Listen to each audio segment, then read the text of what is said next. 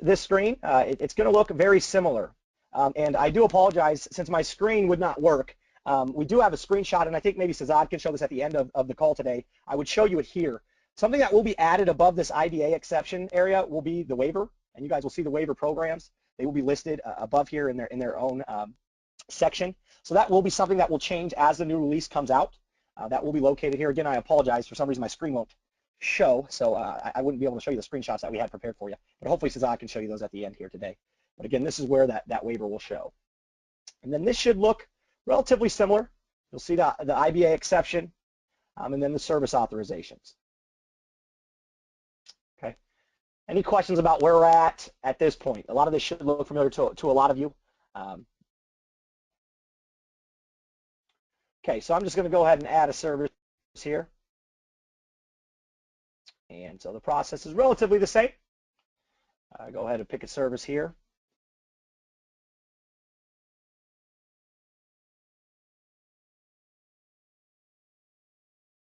And I'm just going to put a service date.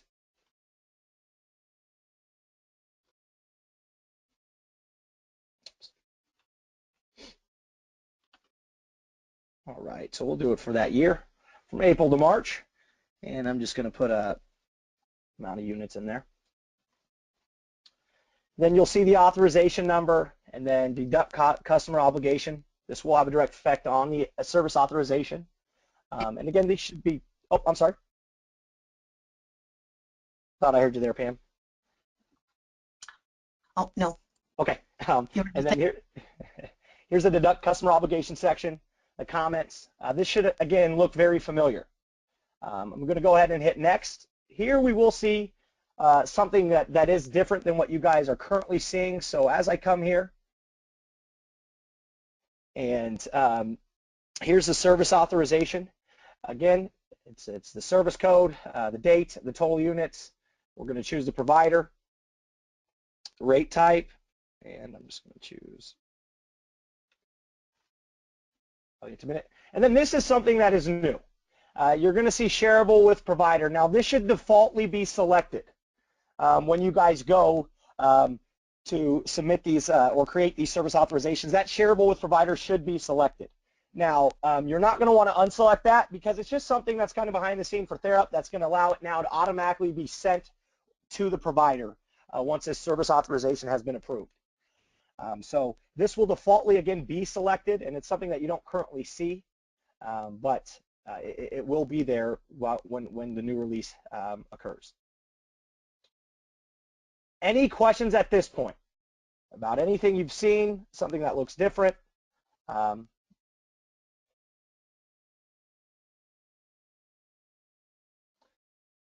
Okay, at this point then we'll move forward with the service authorization.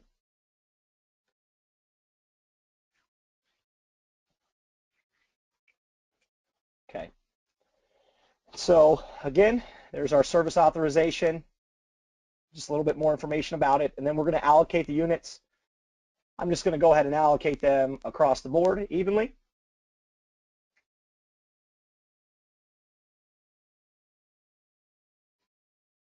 And as I've done so here, at this point, I'm going to go ahead and hit save. Pam, anything you'd like to comment about this section? Again, this is not relatively new. It should be something that they definitely have been working with.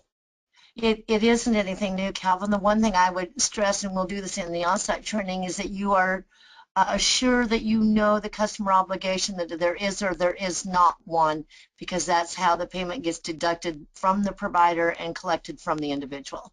So make sure that you're diligent in that. Thank you, Pam. Okay, so at this point, we're going to go ahead and hit save.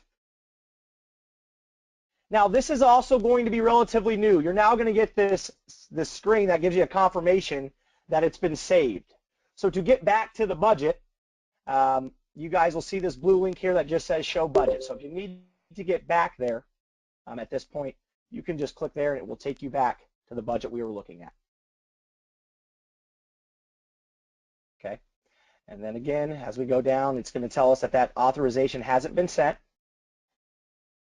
But when we get down to the bottom, and at this point, if we approve it, it's going to automatically send to the provider.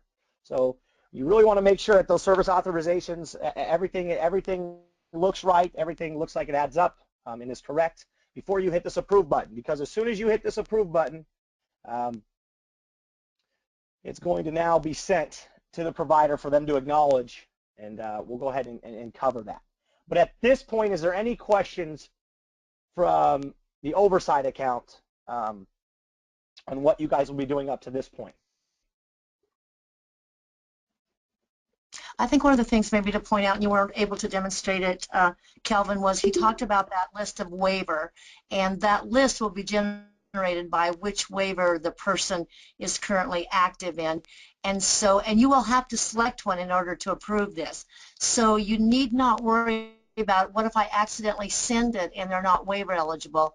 Well, if you have checked one of these boxes, it will go, but you will have to check something up there for that to be approved. Okay. And a supervisor will do that. Awesome. And then did you see that question there, Pam? If we will still have Layla adding the authorization number? No, that will be something generated by Therap. Thanks, Jane. And then Cindy asked, will the SEs be approving, or will the SEs still be the party approving it? Or the supervisor, sorry. And that would be the supervisor. That's correct. All right. Any more questions before we move on to kind of the provider side? Give you guys a glimpse of what it'll look like on their end.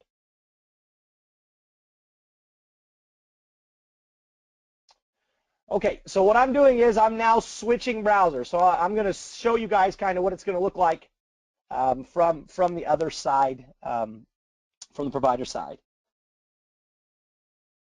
And Lori's got a question. Does this just apply to the specialized providers? So the process will apply to all providers. There's going to be some work behind the scenes for the non-specialized providers. Lori has asked that question. Very good question, by the way. But this will happen for all of them.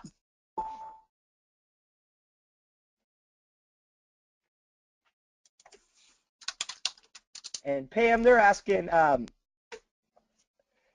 can we get further clarification on who is hitting approve? If SEs approve, what button do SEs hit? The service coordinator will not approve it. That does not change. It will still be the function of a supervisor to approve that. And when that supervisor selects the approve button at the bottom of that budget, it will automatically send it over to the providers. And so, we've had some discussion about, well, maybe we ought to have approve and send at that button instead of just approve, because then it reminds you it's going just as soon as you hit that button. Also, something that I forgot to mention, Calvin, is that I said everything was the same for all providers. The non-specialized providers will continue to get a paper copy of their authorization. He's going to show you now what it's going to look like for a specialized provider. Non-specialized will still get a paper copy of approvals. Awesome. Thank you, Pam. And the question is, are SEs just hitting submit like they do now? And that I believe would be yes. So they would just see the submit button and hit that. Thanks, Justin.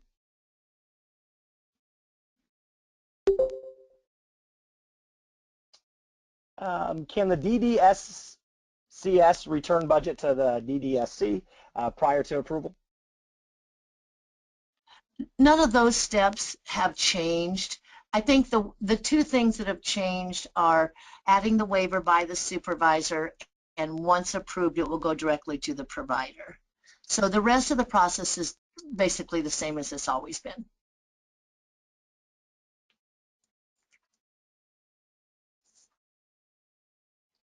Okay, great questions. Keep them coming. We're going to go ahead and take a look at the provider side. So we just created that service authorization, and once we approved it, like Pam just stated, it automatically will go to the provider now. So that approve is actually an approve and kind of send type of function. And so what we're looking at here is how the provider will see it. So they will receive it on their to-do tab. They'll see the service authorization, and they can acknowledge it. Now, when they pull this up, there's some things, just so you guys know, so they'll be looking at the service authorization. It should look relatively similar. However, at the very bottom, you're going to see billing service service authorization. Now, this should be defaultly filled out for them. Now, while we're training the providers on this, we're letting them know that if any of these, the only one that they should be changing from a provider end would be the programmer site, and that would be if it's a choice between multiple ones. But for the majority of the time, this should be filled out for them. They shouldn't be changing any of the billing providers, service description codes, or funding sources. These should be defaultly filled out. And we'd advise them to contact us at support if anything, isn't there or doesn't look right. So you may be getting a couple phone calls from providers regarding this. Definitely just get a hold of us and we can walk them through the steps that will need to be taken. But these should be defaultly selected. I can just see at this point with it saying contact the state office, this being something you guys receive a couple phone calls about, especially initially. Yes, Calvin, I do believe that'll happen, but they will also contact you just as they have in the past if they do not believe that the figures above or the authorization code is correct. They will continue to contact you. Correct. Thanks, Pam. And this doesn't, this isn't a step that you guys necessarily will be taking, but it's important that the providers do know that once they acknowledge this, they can then start submitting attendance for billing. So at this point, I'm just going to acknowledge this service authorization.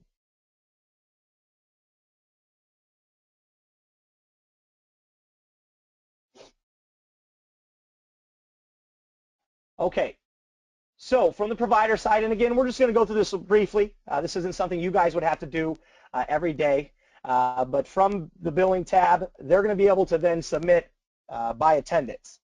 And from the provider, they're just saying new. They're going to be able to choose the service date and then the attendance type. Now, these are going to automatically show up because of the service authorization. So what they have acknowledged will show up. So when we choose hourly, our service codes will come up, and then it'll give us our different programs and sites. So we'll say First Street Group Home. Optional here, you guys can, really enter in an individual's name, and it will just filter them so it's just that person.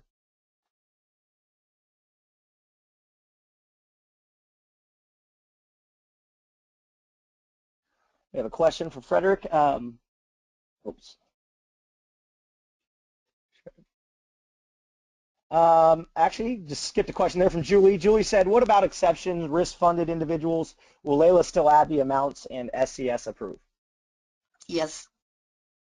Those kinds of processes haven't changed.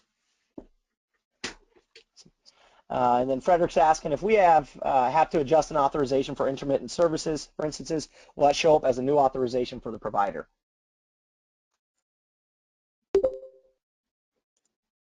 And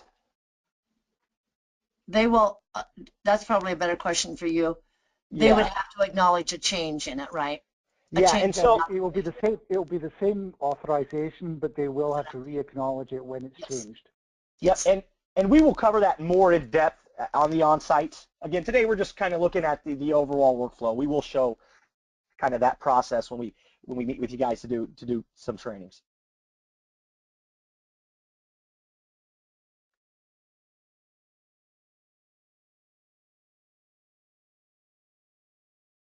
All right. Jane, Jane has asked the question if we'll be able to see whether it's been acknowledged or not. We have had this conversation with Shazad. Justin, you may be able to give us an update on that. But I know that they were looking into, is there a way to run a report or something or look it up to see if service authorization had been acknowledged? And we're not completely sure at the moment, but we'll know by the time we come on site. Okay, thanks, Justin. Awesome. Thank you, Justin.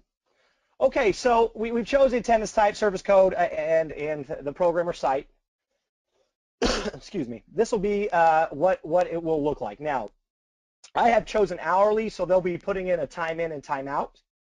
If it's a daily rate or per diem, they can just say those that were present. And I'm just going to select all of these individuals. Now, the individuals that will show up will be those that have the service authorization acknowledged for them. So if they haven't received that service authorization for you, those individuals will not show up. These are automatic. And so they're linked to those service authorizations that have been created and also approved and acknowledged. So they'll theoretically come in, select the individuals, and we'll just put a time in and a time out here.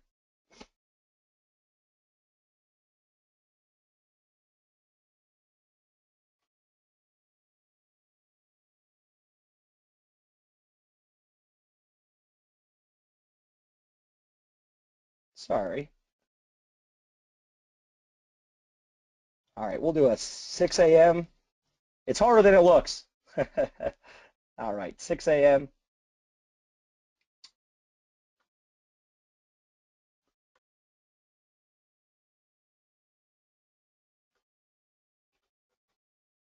to 9 a.m.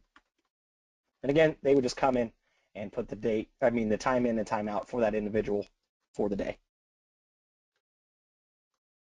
And then from here, just go ahead and hit submit. And now it's been saved. Now, there's going to be a step on the provider side where it'll be inputted. They have the ability to update it. And then it goes to approval. And even though they hit approve, and it's important because I can imagine some calls showing up here, make sure that they know that they've been trained on this color code. This kind of tells you the parts of the process it's in. So if it's incomplete, imprep, approved, or submitted for billing, they'll be able to see where it's at in the process. Sorry, we just got a question there. Are the providers going to be able to bill minute for minute, or they still need to bill on the quarter hour? And Pam stated that it'll be on the quarter hour. So that still will be the same. At this point, we can approve it. Oh, sorry, I got to select them all. Then I hit approve. Now, once they approve it, it is not going to send to be a submitted unit. It's very important. So even if they've approved it, they still have to generate the billing data. And so, and Justin's just answered a question saying that the system will calculate based on that quarter hour, and the providers will enter real times, and the system will round it appropriately. So the system will do that for them. They can just enter in the actual times that they were seeing with that individual or with their billing for.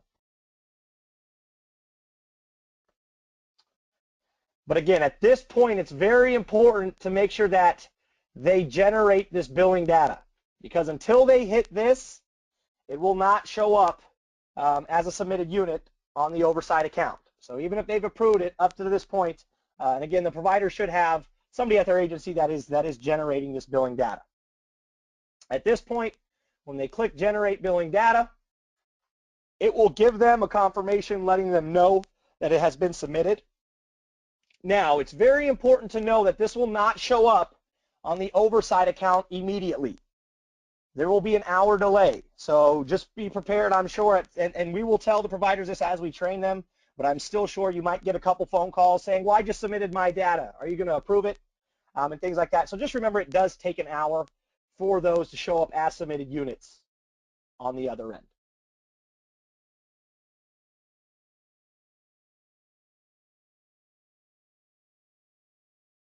And Cindy's question is, will providers have an option to bill any other way, or is this the only option?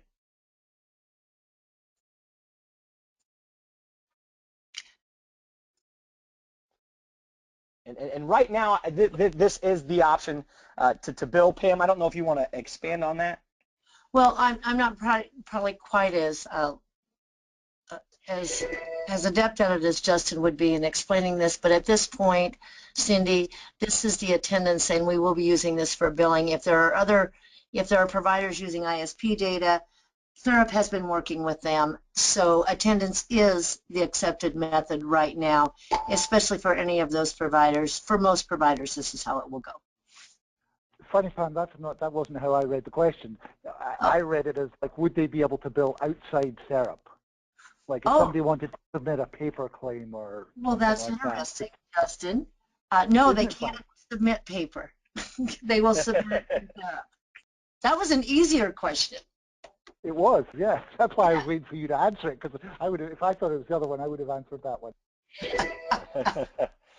So as it looks right now, this is the only option in terms of billing. And remember, we are talking about a process that's going to be implemented on 7/1. Prior to 7/1, life just kind of goes on as it is.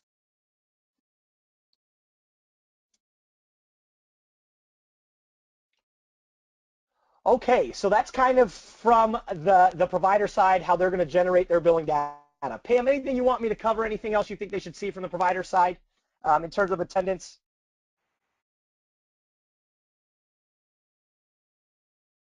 No, I don't think so as far as attendance goes. All right, excellent. And so we're going to flip back now to the state side, or the oversight account. And once that has generated and that hour has passed, or that hour has taken, it's time. They will then show up as submitted units. Now, I already have some that we've created earlier, so we could show you guys this screen. But here's the submitted units. And so, and again, we're just at the dashboard from the oversight account. So I'm just coming down to the individual budgeting section, and we now can see service consumption. I can go ahead and click on the submitted units, and now you guys can kind of have a view of what this is going to look like. Now, do notice the search criteria. You can search by just an individual if you just want to, approve those submitted units just for a person. You could do service code. You can also do service provider code. So if you wanted to do just one specific provider, you could enter their provider code there, and it will just pull them up. And if that's how you want to approve them, you could go by form ID, start date, end dates. You could go by any one of those different search criteria. So definitely utilize those as you guys are looking to approving these submitted consumed units. Now, I'm going to go ahead and show you guys what this looks like here. If the screen will move. So we can see the list of consumed units. The individuals here, there's the form ID. This is the provider. Okay. The service code, description, the dates, and then how many units, and then its status, and when it was submitted. Okay. Also, some things may change about this screen to make it a little easier by the release. So it may look a little different, but it'll be to make this part easier. Now, you can see that you can approve all of them at once. So I can select all, come down, and to the very bottom right, I can just approve them. All right. But one thing I really want to make sure you guys know is make sure you do not want to hit approve if anything looks off. Because at this point, when you guys hit approve, it's going to then go to MIS, and that it'll go there to be processed for payment. Now, so this is the point where you want to make sure that these submitted units are accurate before we hit approve. And we had a question, and the question was, when you say we are going live 7/1, does that mean billing for June will come in this way, or will we actually begin approving for July on 8/1? July billings is how this will be implemented, Pat. So it could come in as early as the 15th of July, depending upon how the provider currently sends in their claims. And Cindy, that will then answer your question. We just basically have told providers you will continue to bill as you always have, submit your billings as you always have. So for those providers that are doing it twice a month, they'll probably continue to do it that way. For those providers who are doing it monthly, it's likely that they will continue to follow their current process.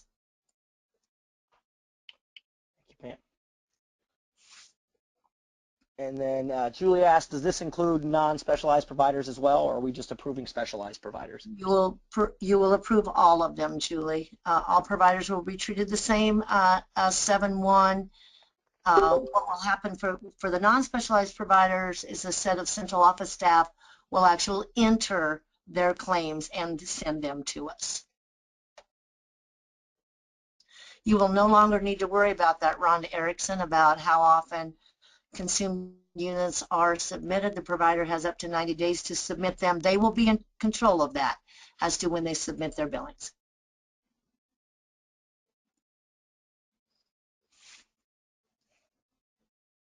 it's really quite exciting to see this all come together. Yeah, it is. So at this point, I can approve. Now, we also had additional screenshot I would have loved to show you guys, but again, we're going to be meeting often. There's going to be more trainings. This is just kind of the overview look at where we'll get more in depth. And we'll be able to show you guys a screenshot where you can do batch approvals. So you'll be able to approve for the month and things like that that we just can't quite show you here until after the release has taken Can you scroll over to the right, Calvin, Yes. of your screen? Sorry, I got to move my. You'll still have that view with some detail in it. It's really quite slick the way it's going to end up, so that you can look at each one individually to say, well, should have it been that or should it not have been that? And it'll look just like the old consumed unit screen looked when you went in to look at it as well. So well, basically how it looked. Yes. Yep. So it'll look like this, and then you can actually approve and reject them from here as well. Right. That just gives you the option to do multiple at once, and you'll see. So this is kind of what you looked at before. So that will look very familiar to you, and it's just going to be really cool the way you'll be able to do a whole month or open up a month and see each day's billing. Right, Rhonda, that's an issue outside of this, and actually Jill has taken that to Therap, so we're working on that.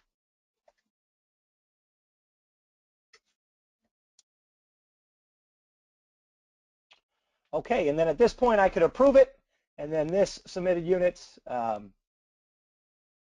will give you the confirmation. Once you get this has now been sent off to be processed for payment. Now there's still going to be the 3-day, I believe 3 business day delay for that process to take place, so that still will be in effect. But once you've approved it, that has now gone on to be paid. It's been queued to be paid.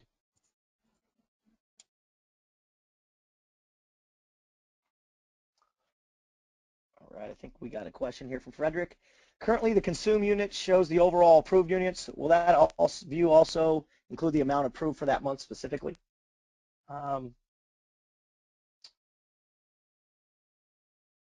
Justin, I'm going to lean on you for this one, sir. You open it up.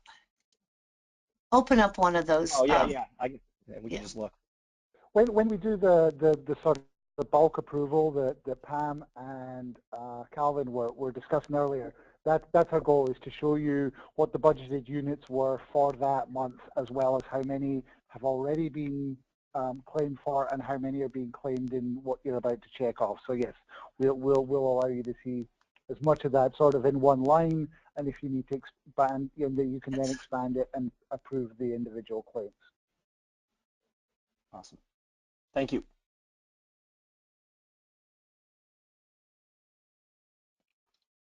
Any additional questions about the process?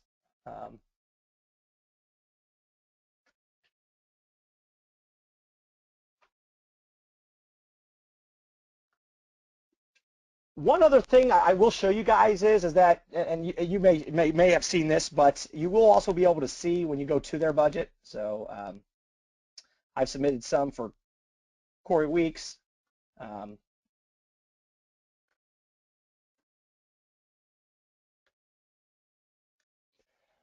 You will be able to see when you open up that budget here, it will tell you the consumed units as well. So you can see the amount, how much is remaining, and how much has been billed on for that individual right here in the budget.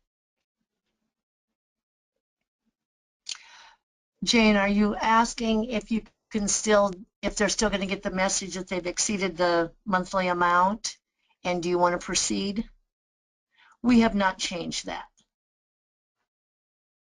So they still will be able to exceed the monthly, but you will have to approve that. And it is my understanding, we haven't seen the final workup, but it is my understanding that that caution will continue to show up when you go to approve it. We want it to still be there.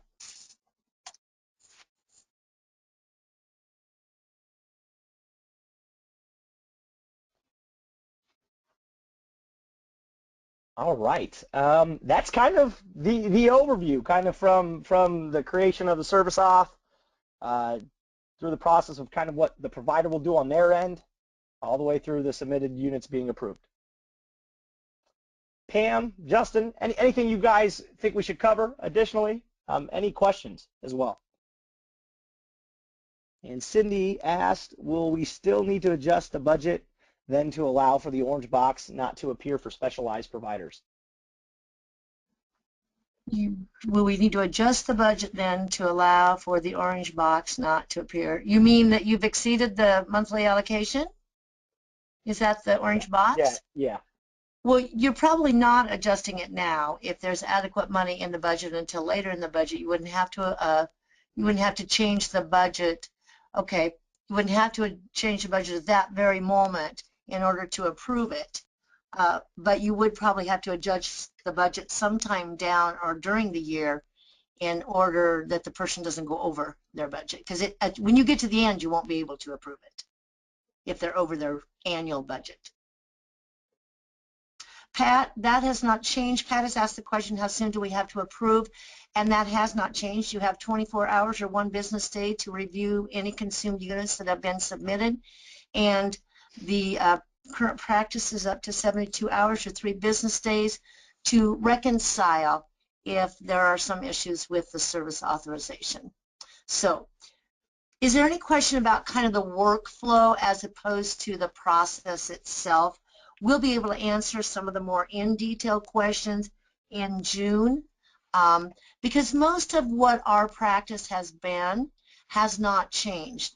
You are allowed to exceed, if you don't exceed on a monthly basis, if you don't exceed the annual budget, you'll need to approve them within the recommended time.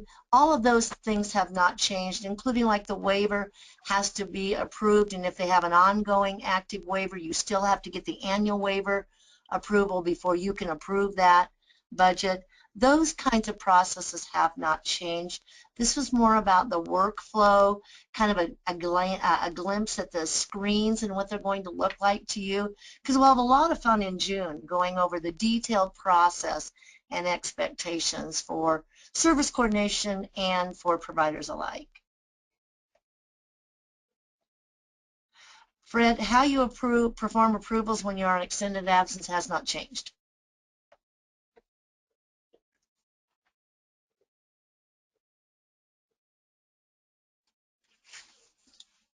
Are there any questions kind of about the screens or the flow that Kelvin demonstrated for us?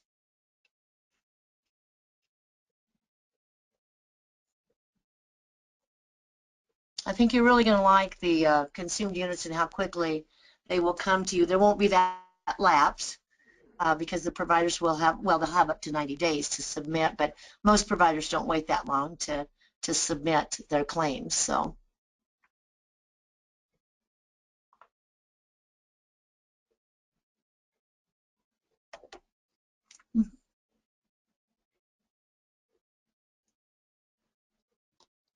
And then it looks like Amber asked, I know that we can check attendance records for specialized providers, but will we have the opportunity to see non-specialized time cards after July 1 as well?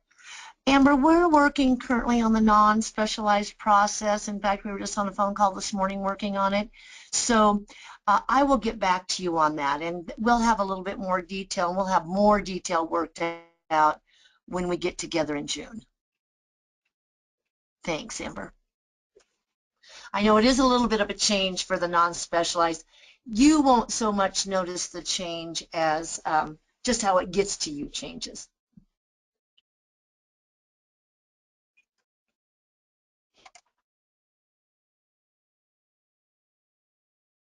All right. Any additional questions about any screens? Anybody want to see something?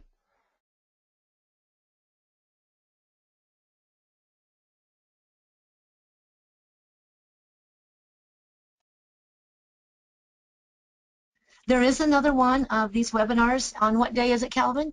I should have looked. Sorry, in a couple of days. It's in a couple of days. And if you feel like you'd like to see this again, please join us again if you have time. Otherwise, there'll be a whole bunch of Therap people and myself and others to support you those first couple of weeks in June to really get your hands and heads around this new process.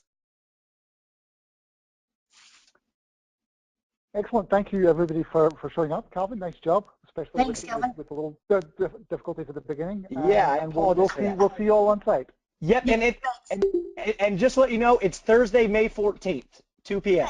for the Thanks, next one. Calvin. Not a problem. I should have had that ready. All right. Thank you all for your time. Everybody have a good rest of your day.